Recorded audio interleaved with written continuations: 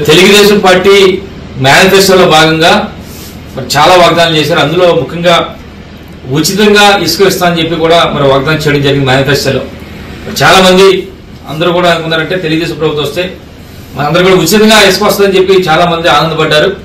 ఈ రోజు రాష్ట్ర వ్యాప్తంగా 8వ తారీఖుని రాష్ట్ర వ్యాప్తంగా ఇసుక ఇస్తున్నామని చెప్పి ఉచితంగా అని చెప్పి చెప్పడం జరిగింది. ఈ రోజు మన నర్సీపట్నం సంబంధించి స్టాక్ పాయింట్ చాలా మంది వెళ్ళారు, రైతులందరూ కూడా ఇసుక కొనాలని చెప్పి. అయితే అక్కడ ఉన్న బోర్డు చూస్తే ఒకసారి అక్కడ ఉన్న బోర్డు ఒకటి ఉంది, ఒక బోర్డు పెట్టారు. అక్కడ ఏమన్నారంటే అక్కడ నూతన ఉచిత ఇసుక విధానము 2024 అని చెప్పి అక్కడ పెట్టడం జరిగింది. పెట్టిన తర్వాత చూస్తే అలా కింద చూస్తే నర్సీపట్నం గబ్బాడికి సంబంధించి ఇసుక డిపో దగ్గర ఏముందంటే ఉదయం 6 గంటల నుంచి సాయంత్రం 6 గంటల వరకు ఇస్తామని చెప్పి అన్నారు. కింద చూస్తే డిపో వద్ద ఇసుక టన్నుకు 1225 రూపాయలు అన్నారు. మాకు అర్థం కావట్లేదు.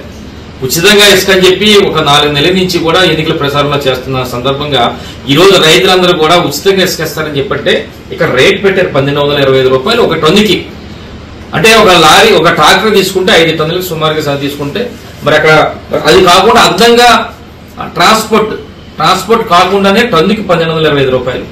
నేనేమన్నానంటే ఉచితంగా ఇక్కడ నూతన ఉచిత ఇసుక అన్నారు కనుక ఉచితంగా బ్యానర్ పెట్టినప్పుడు ఇక్కడ 1225 రూపాయలు ఎందుకు పెట్టాలి అని అడుగుతున్నా.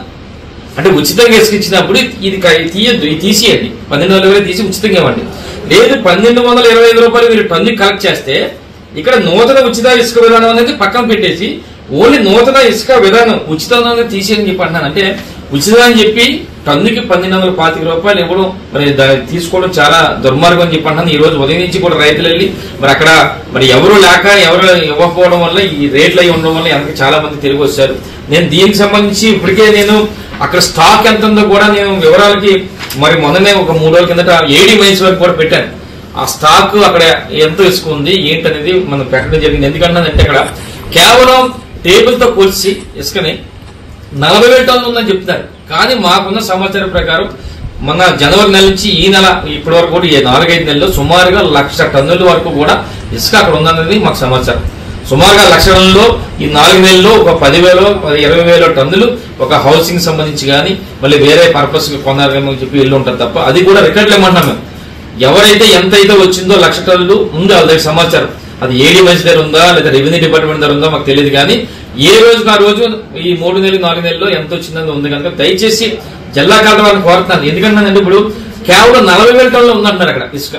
కానీ మా అంచనా ఏంటంటే 1,00,000 టన్నుల్లో సుమారుగా ఎట్టి బస్సులు కూడా 70,000 నుంచి 80,000 టన్నులు ఇసుక అక్కడ ఉంటుంది. అంటే వీళ్ళు చెప్పిన ప్రకారం 40,000 టన్నులు అమ్మితే ఇంకా 40,000 టన్నులు ఉంటుంది. అంటే 40,000 టన్నులు దోపిడీ చేయడానికి ఈ నర్సీపట్ల తెలుగుదేశం పార్టీ నాయకులు ప్రయత్నిస్తారు కనుక దయచేసి కలెక్టర్ గారిని కోరుతానమ్మా, మీరు వెంటనే ఏదైతే రికార్డులు ఉన్నాయో 4 నెలల నుంచి ఆ రికార్డులన్నీ కూడా తెప్పించండి.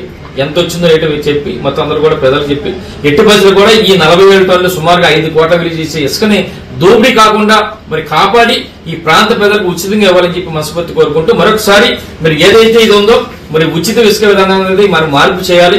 ఇక్కడ ఉచితంగా తీసేయండి లేదా 12,000 పార్టీ తీసేయాలని చెప్పి మీ ద్వారా తెలియపరచడం జరుగుతుంది.